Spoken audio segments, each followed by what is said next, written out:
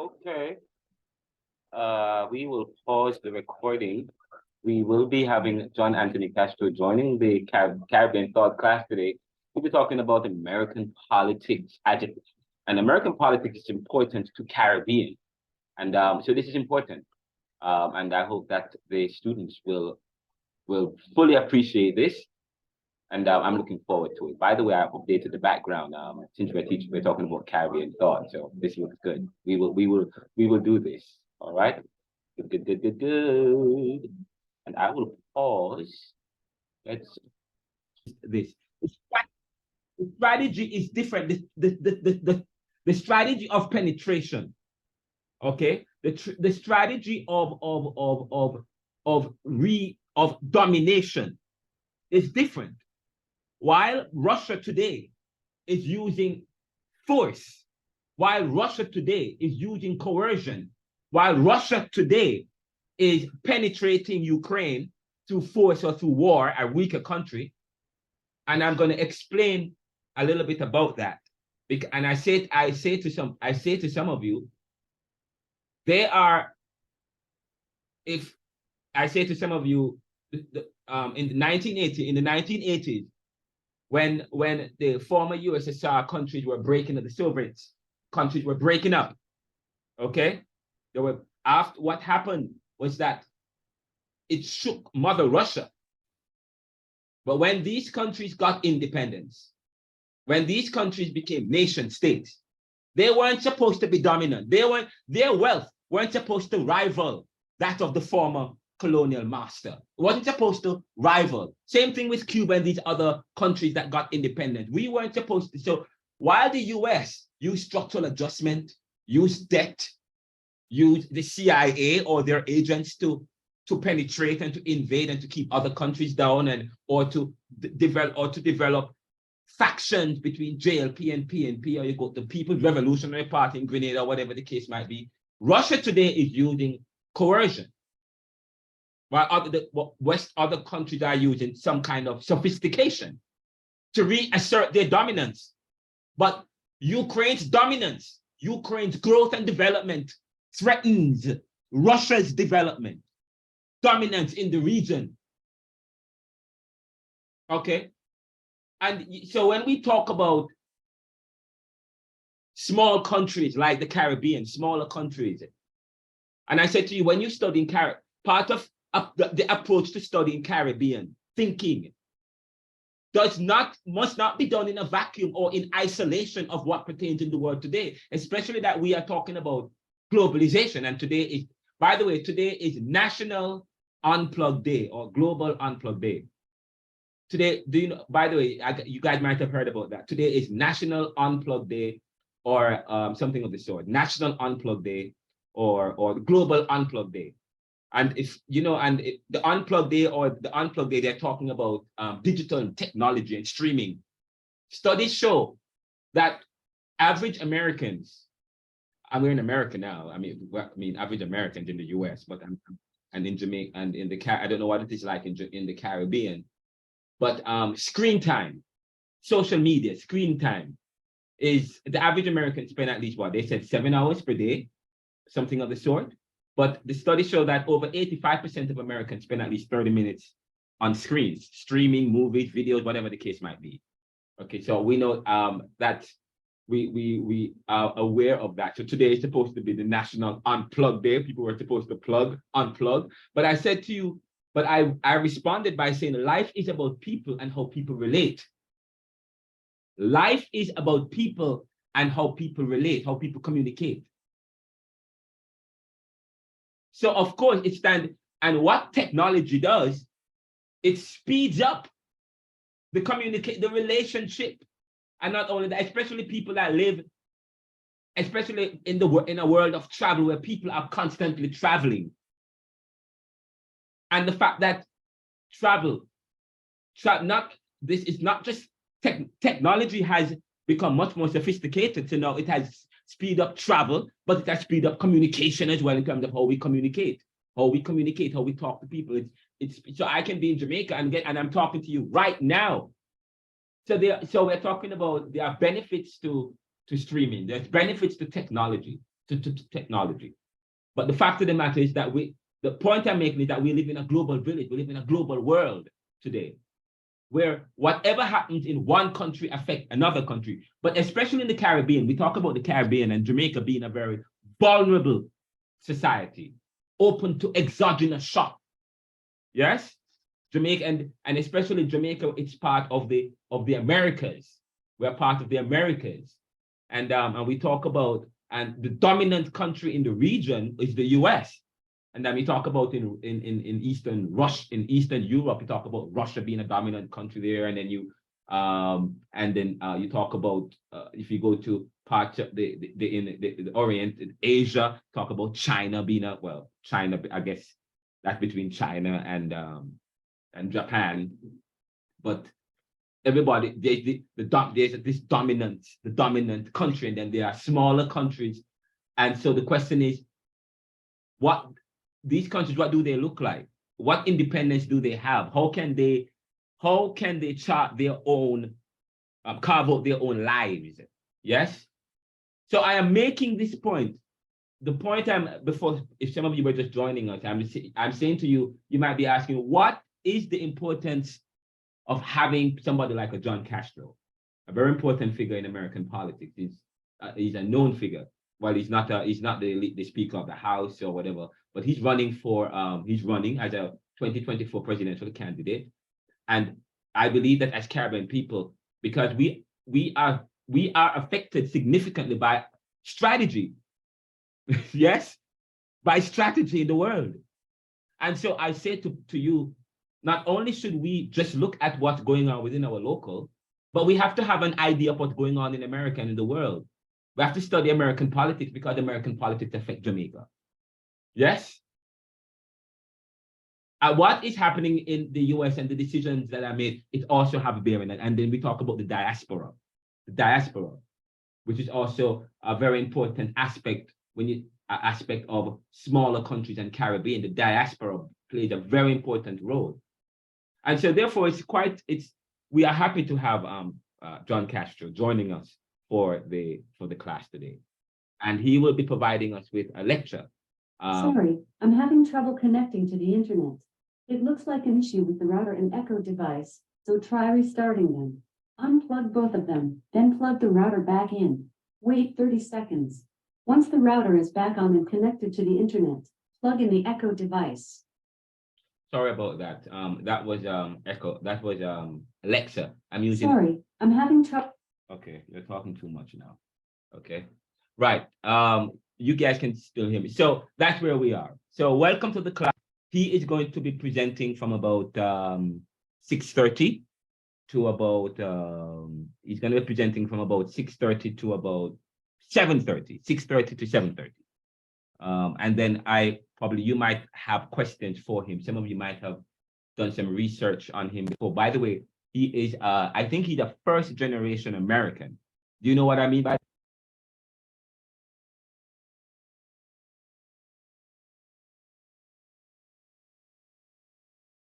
Do you guys know what I mean by first generation American?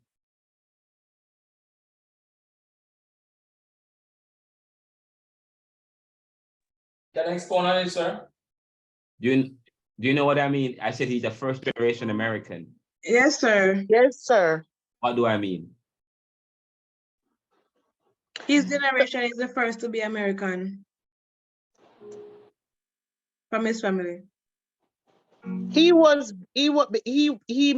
he has been like Wait, you were not born there. So if your child is born there, he would be. Wait, hold up. What's going on? I make time for. Is somebody playing something? I choose. Sorry, I apologize. I don't even know how that happened just now. I thought you guys were playing music, but then sorry, something was playing in the background. Continue. What were you was it Christine or Patrice or Jason? Christine, go ahead.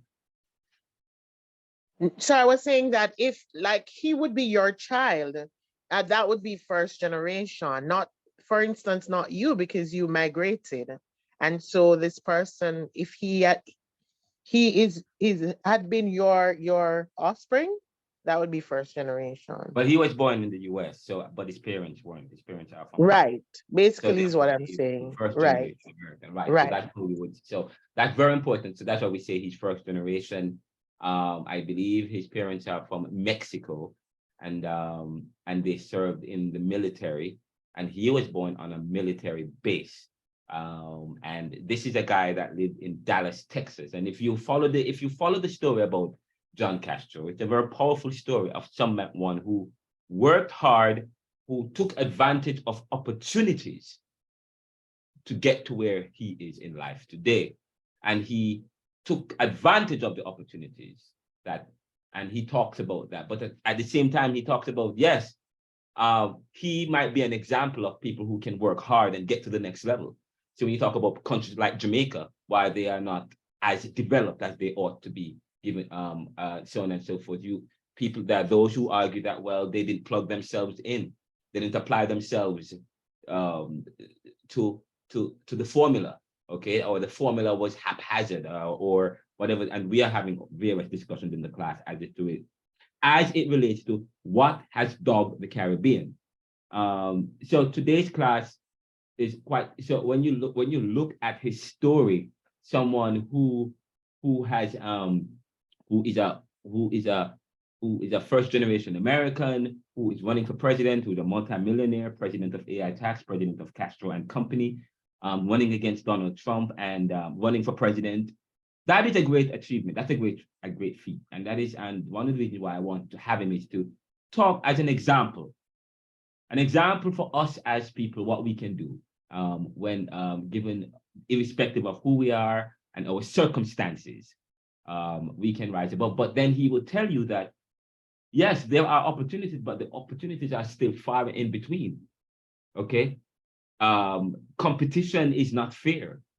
Life is not fair. Life doesn't provide, and of course, there are those who don't.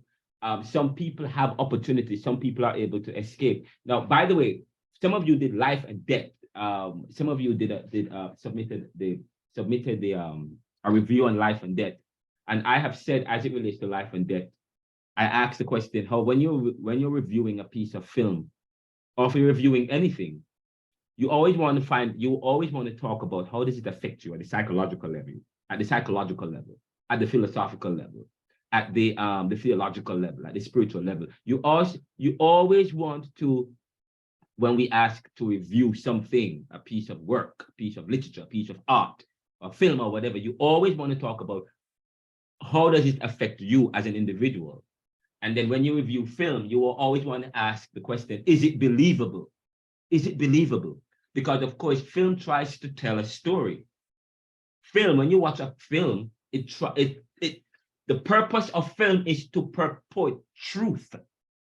It is to purport a type of truth. And we said that in the beginning of the last class that we had, is that documentary film, according to Leacock and Rauch, film, documentary film that uses handheld 3mm camera is used in that way because documentary film tries to depict a certain kind of truth. So the lens and the editing and so on is done in a way to tell the truth, okay? But then, and I say to you, but nothing is free from perspective, okay? So of course you're gonna say, well, I believe that this particular film talks about what has dogged Jamaica, but I believe that it was couched, it was lopsided. And I talked about the fact that I believe that it was lopsided in one sense, but in another sense, it was very effective. It was very effective in highlighting what has happened, the mixed realities of the Caribbean. Okay, so you want to talk about how it affects you at the psychological level, at the theological level. You might even want to talk about how it affects you at the legal level. So, but how does it affect you? And of course, you want to you want to stay away from using I. When you write, and I said to you, just for those of us who read, so those of us who are following and following my reviews and so on. These things that I give you when I review your work and I give you little gems, it's very important that you look at them. I say, okay, because I'm giving you so that when you go into your final research paper, of course, you know how to. So this is a dress rehearsal, so to speak. So you give me, as you give me work, I review your work, and based on what you have given me, then I would give you a recommendation as to what to do. Now, one of the things that I want to get some time to talk with you about is reference and how to document properly. That is one of the major problems with a lot of some of our work.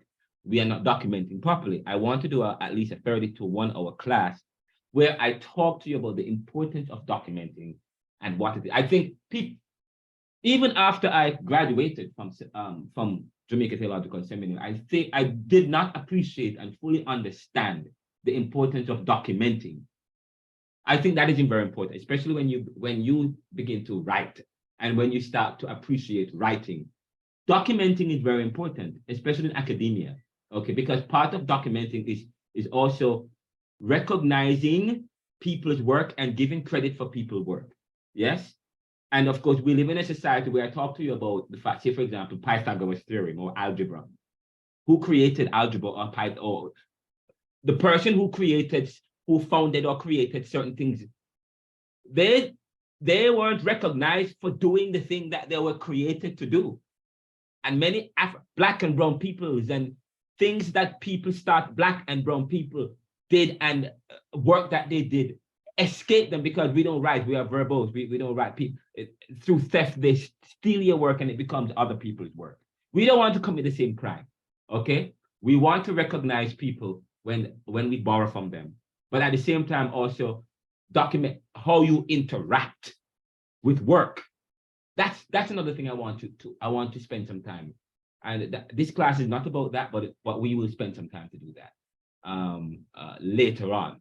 Not next week, but probably week after next. I want to really spend, and it's just to support you in your future endeavors, okay, in terms of how you write, how you speak, when you are speaking about issues in an academic way or making commentaries on issues of the day, okay, how you interact with different sources and how you transit, how you move from one theme or one topic to the next, how you, say, for example, somebody was writing about Marcus Garvey and talk about, and begin the paper by talking about Marcus Garvey, talk about this propaganda and how societies were built on propaganda.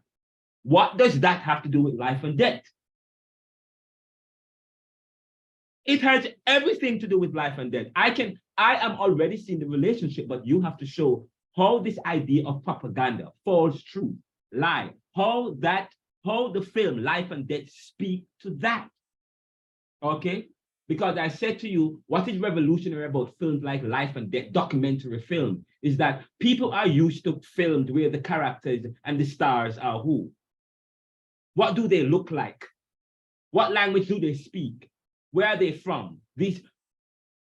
But then films like Life and Death and so on interrupts through violence, okay, our visual by showing unusual characters that we're not used to seeing on the screen. That's what V.S. Naipaul did in his literary genius. That's what Homi Bhabha is talking to when she talks about how she celebrates people not at the center, but those at the periphery, okay? She celebrates those people that you don't usually see, the stories that get left behind, yes? Or the people talk about globalization and capitalism as beautiful, but then you take a stop, oh no, globalization has not created the kind of prosperity that it ought to be, yes? And we talk about this propaganda. So yeah, how does this idea of propaganda and how is he using propaganda? And how does Life and Death speaks to propaganda? So when, and the next point I want to talk to you about as it relates, we're coming up on 6:30, and we talk about life and death, is, I said to you earlier, I think in the group, I think I sent a text out in the group, and in the text, I said to you guys that one of the things that you notice with the film, by the way, before I went to University of Penn, and did cinema and globalization. I did a course called Cinema and Globalization. The way how I view film has changed significantly. It's that when I'm watching film, it's like I'm reading a book. You talk about what's the plot? Why is it taking so long to develop the storyline? Who are the characters? The characterization. So when you review a film, you want to look at the plot. What is the plot? What's the setting? What are the assumptions? Why did the video spend some time, focus on that little, that key that fell on the ground? Why? Anytime the camera shows something is a reason. When you start to watch film, you have a different appreciation for it. And when you see what goes into making a film, and of course now I'm experimenting with video editing, okay? And sometimes the editor is very careful about what he puts because he wants a certain effect, and what music is on the background because he wants a certain effect. So this word is very important. Scenes. When films are built, they use scenes. Scene 1, scene 2, scene 3, scene 4. And sometimes scene 4 is done before scene 1, but they mix it up and they give it to you. So film don't have to follow a unilinear. It could be multifaceted because it's telling a story and it is trying to tell a story, but of course, film not supposed to be anachronistic. Notice the word anachronistic. That's a very important word, anachronistic. In other words, when I talk about anachronistic, in other words, it should be smooth. Okay? It should be smooth and seamless. Yes? So one of the things when you talk about, if I ask you to review a film or to review something, I'm like, okay, they ask you the first thing, is it true? What is the plot? What is the theme? What message is the writer, the author, the videographer, or whatever? What is he trying to get across? Did he make the message? How did the film affect you at the emotional level? Is it lopsided? Okay. What areas failed and what areas were effective? And as it relates to Caribbean thought and our assumptions about Caribbean, how does it speak to that? Okay, but of course, you talk about the background of the book. Nobody talked about how this book was based on how this film was based on Stephanie Black's book, A Small Place. Sorry, Jamaica Kincaid's book, A Small Place, that talks about US penetration in Antigua and how it affected them, and how that book is about Antigua, but the film is about Jamaica, which talks about the dialogical relationship. Okay, very important. So this allows me to see where you are and to provide some advice and so on and so forth. So it's not, as I said to you, when I give critique, I want to give constructive critique. It is when I give critique, it's not to tear you. I'm not tearing you down. I want to build you up so that you are amazing. Okay, so that you are empowered and you can become stalwart academics. Yes, who understand certain things. So that's good. But so far, by the way, one person submitted a piece of work which I am going to share in class next week or something. We're gonna end class early today. We will end about 7:45, 8. Today we will end early. But and I will give you an opportunity to, for those of us who haven't done any work, you can spend some time to get some work done. I don't know if John Castro has joined us as yet. I don't see him on the screen. So he will be joining us in 2 minutes. So that's why and then notice that, by the way, after this class, the next lecture, we're going to be talking about corruption. We're going to be talking about corruption, and that's very important. And also, we have not talked about the discovery of oil in the Caribbean. And by the way, there is a story as it relates to what's in terms of the Haitian, about CARICOM intervening through force in Haiti. The CARICOM has decided that they will not intervene in force. That's great. That is great. That's a good story for you to follow. Daniel, I see your hand up.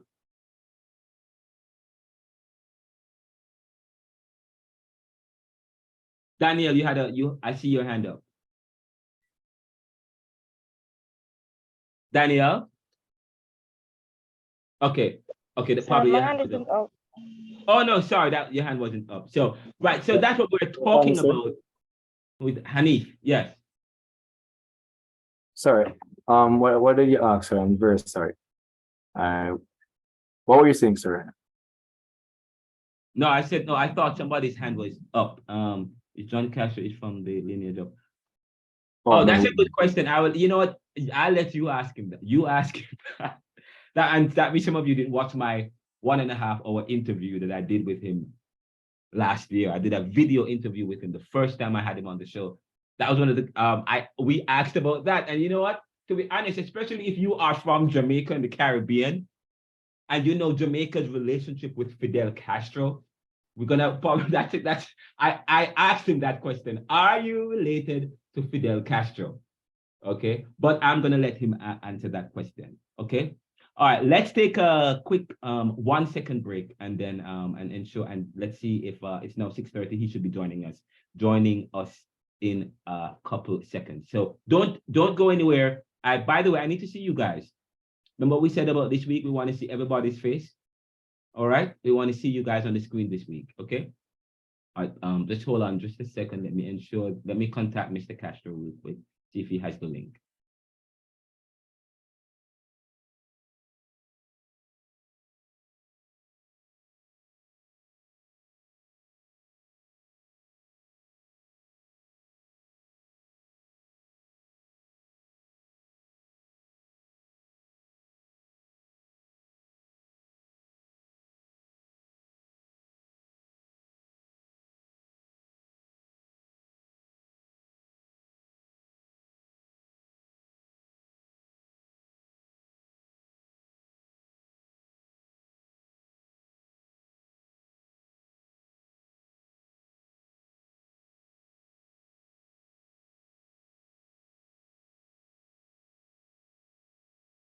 We are back, everybody.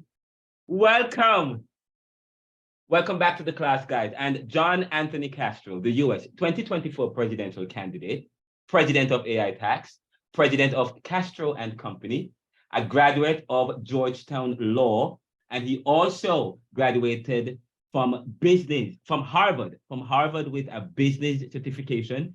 And we are happy that he is here. Mr. Castro, welcome to the Jamaica Theological Seminary and to my Caribbean Thought class. Welcome, sir. Okay, great. And I'm going to ask students, welcome those of us who have our things muted. Please, let's see your faces. So now today we have with us John. As I was saying before John came on, we have John with us, and we've been talking about American politics, and also that as Caribbean people, we should be very interested in what's going on in the US, because when America sneezes, we catch a cold. Okay, so we are happy now. We talked about Mr. John Anthony Castro, and we are happy. A first generation. Are you a first generation American?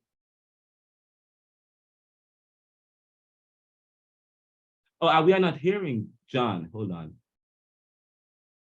Oh, sorry about that. Jeez, yes. I thought you were hearing me this whole time. That's the thank you and everything. One of the students asked if you were first generation.